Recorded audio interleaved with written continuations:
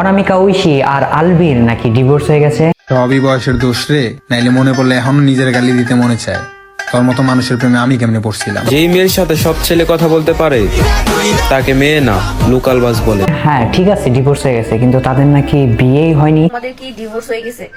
যদি বিয়ে না হয় তাহলে ডিভোর্স কিভাবে হবে? আমার কারোর সাথে বিয়ে হয় নাই। তো তাদের যদি বিয়ে না হয় তাহলে তাদের ডিভোর্স কিভাবে হয়? আপনারা সবাই অনামিকা ঐশী এই মেয়েটাকে চিনেন, সে সোশ্যাল মিডিয়াতে খুবই জনপ্রিয় একটা মুখ। আপনারা যদি না চিনে থাকেন তাহলে তার ফ্ল্যাশব্যাকে গিয়ে একটা গান আপনাদের মনে করিয়ে দিই, যে সেটা হলো,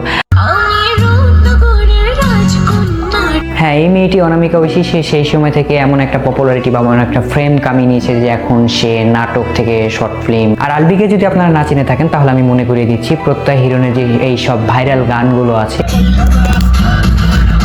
এইসব ভাইরাল গানগুলো আলবির নিজে বানানো বা নিজে রিমিক্স করা গান। তো নিঃসন্দেহে আলবি একজন ট্যালেন্টেড এবং একজন ভালো ডিজে, বা তার এই সব সং মেকিং সম্পর্কে যথেষ্ট নলেজ আছে আমাদের বাংলাদেশে অন্যান্য ক্রিয়েটরদের থেকে। কিন্তু কে কি করলো না করলো, কার বউ কে বিয়ে করলো বা কে সংসার করলো, কে ডিভোর্স দিল, সেটা নিয়ে তো আর আমাদের মাথা ব্যথা নাই। কিন্তু মাথা ব্যথা এই জায়গায় এসে ঘটলো যে এই অনামিকা ঐশী আর এই আলবি তারা নিজেরাই অ্যানাউন্স করেছে বা নিজেরাই বিভিন্ন ইন্টারভিউ এবং তাদের টিকটক প্ল্যাটফর্মে টিকটক আইডিতে এসে তারা বলেছে যে তারা বিবাহিত, ইভেন তাদের ভালোবাসার নাকি পূর্ণতা পেয়েছে, এরকম কিছু তারা স্বীকার করেছে। তো আলবি যখন তাদের ফেসবুক পেজে বা এই বিষয় নিয়ে যখন গুঞ্জন উঠে যে তাদের মধ্যে ডিভোর্স হয়ে গেছে বা তাদের মধ্যে সেরকম কোনো সম্পর্ক নাই, ঠিক তখনই অনামিকা ঐশী সে সোশ্যাল মিডিয়া প্ল্যাটফর্মগুলোতে আইসা বলতেছে যে আমাদের তো বিয়েই হয় নাই, তাহলে ডিভোর্স কিভাবে হলো? আমাদের কি ডিভোর্স হয়ে গেছে? যদি বিয়ে না হয় তাহলে ডিভোর্স কিভাবে হবে? আমার কারোর সাথে বিয়ে হয় নাই। আচ্ছা ওকে ফাইন, আপনাদের যদি বিয়ে না হয় তাহলে আপনারা এমন ভাবে স্বামী স্ত্রীর মতন আপনারা সোশ্যাল মিডিয়াতে ওপেনলি মেলামেশা করতেন, ইভেন আপনারা এইভাবেই সবার সামনে প্রেজেন্ট হইতেন যে আপনারা বিবাহিত।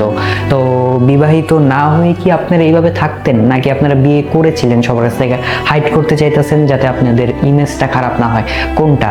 এখানে আমরা দুইটা জিনিস দেখতে পারি। আপনাদের যদি বিয়ে হয়, আসলে যদি আপনাদের বিয়ে হয়ে থাকে, তাহলে এইটা থেকে আমরা একটা জিনিস শিক্ষা পাই যে আপনাদের মতন কন্টেন্ট ক্রিয়েটর বা এরকম যারা কিছু লেভেলের বা সস্তা বা টিকটকার যারা আছে, তাদের রিলেশনশিপের কোনো ঠিক নেই, ইভেন তাদের রিলেশনশিপ খুব একটা লং লাস্টিং করে না। আর দুই, যদি আপনাদের বিয়ে নাই হয়ে থাকে তাহলে এখান থেকে আমরা আরেকটা জিনিস বুঝতে পারি যে বিয়ে না হওয়া সত্ত্বেও যেসব টিকটকাররা বা এইসব কিছু সস্তা কন্টেন্ট ক্রিয়েটররা তারা এইভাবে তারা স্বামী স্ত্রীর মতন মেলামেশা করতে পারে, ইভেন তারা স্বামী স্ত্রীর মতন এক জায়গায় প্রেজেন্ট হইতে পারে।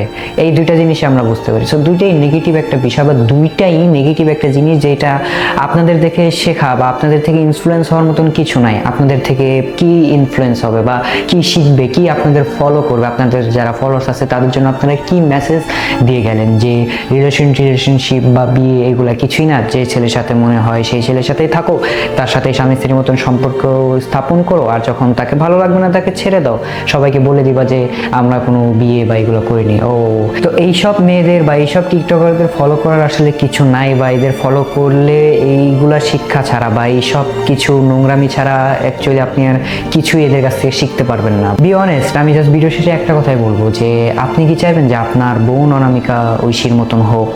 আপনি কি চাইবেন যে আপনি যাকে বিয়ে করবেন সে অনামিকা ঐশীর মতন একটা মেয়ে? সো আমরা যদি নিজেদের থেকে মেনে নিতে না পারি যে আমাদের সাথে এরকম কোনো মানুষ কানেক্টেড থাকুক, তো আমরা তাদের কেন ফলো করতেছি বা আমরা তাদের কেন দেখতেছি, ইভেন আমরা তাদের নিয়ে কেন এত মাতামাতি করতেছি? তো যাই হোক, ভালো থাকবেন সবাই। যদি আমার এই ভিডিওটা ভালো লাগে তাহলে একটা সাবস্ক্রাইব করবেন।